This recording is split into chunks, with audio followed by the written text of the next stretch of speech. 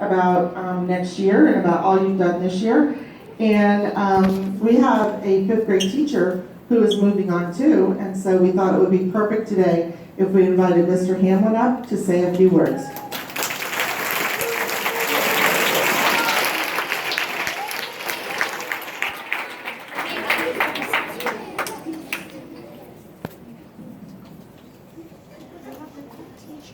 Congratulations, scholars.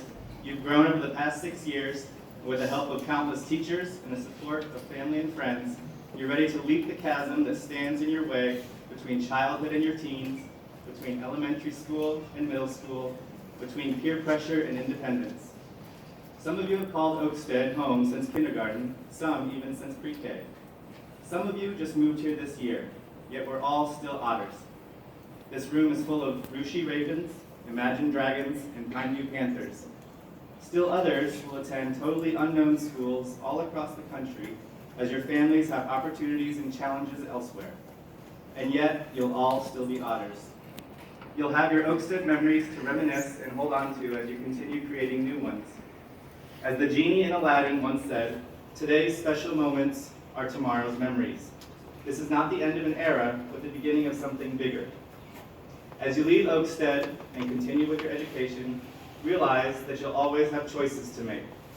Choices on who will be your friends, choices on what clothes to wear, choices on how much effort you decide to put into your education and your extracurricular activities.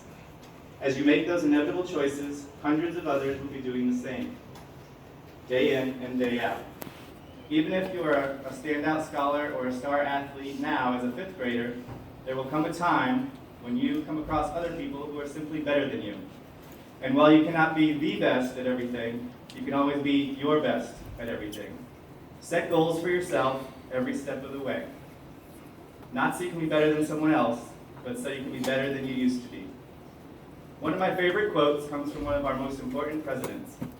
Theodore Roosevelt is attributed with a saying that comparison is the thief of joy. In other words, if we spend precious hours of our lives comparing ourselves to others, then we're robbing ourselves of the opportunity to find joy in who we are or who we can become.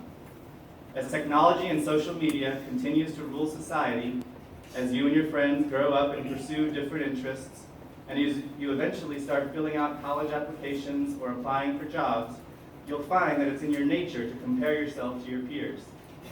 Instead of comparing yourself to them or feeling down because they seem to be accomplishing more than you at that moment, simply compare yourself to how you were yesterday or 2 months ago or even a year ago.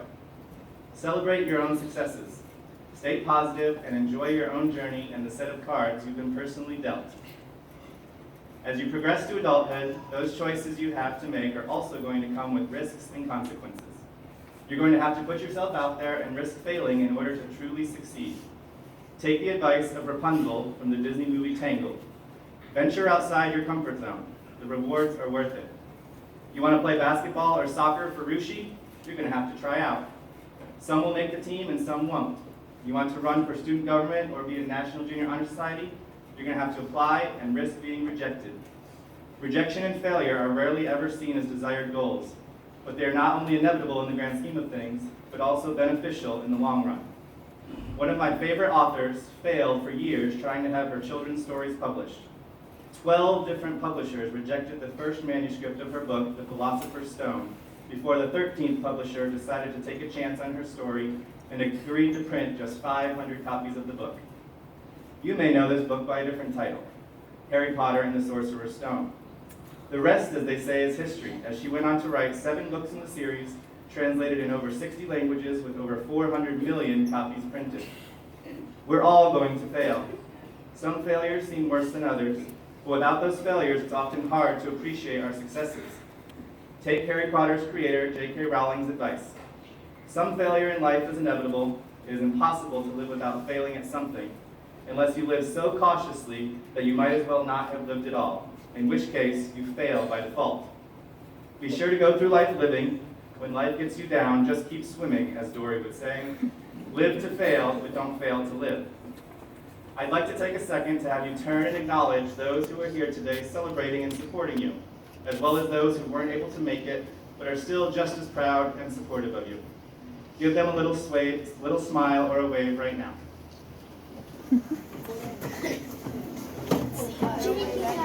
After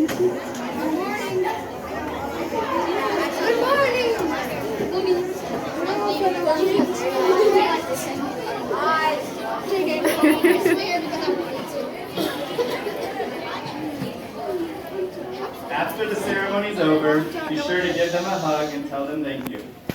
Everyone's circumstances are different, but the fact that you've made it this far is a testament to not only your hard work, but the hard work of those who love and believe in you. Then be sure to thank your teachers, not just this year's 5th grade teachers, who I'm pretty biased to say are some of the best around, but also thank your past teachers. There are a few perks to being a teacher, and one of the biggest perks is having a former scholar return and update us on their accomplishments and failures, and show a little appreciation for the time they spent learning in our classrooms. That's why we teach each day. We're not concerned about test scores or even grades and report cards. We're looking to make a difference in each of your lives, scholars who will grow and make a difference locally, nationally, internationally, and who knows, maybe even planetarily in the future. And no matter what accomplishments you do make in the future, no matter what school you attend, go Gators, or what job you take, you'll all still be otters. Otters persevering and taking risks, failing and succeeding. So as you leave here today and celebrate tomorrow with the clap out, take the great American author, Ralph Waldo Emerson's words to heart. Our greatest glory is not in never failing, but in rising up every time we fail. Congratulations, Otters. Dream big and fail hard.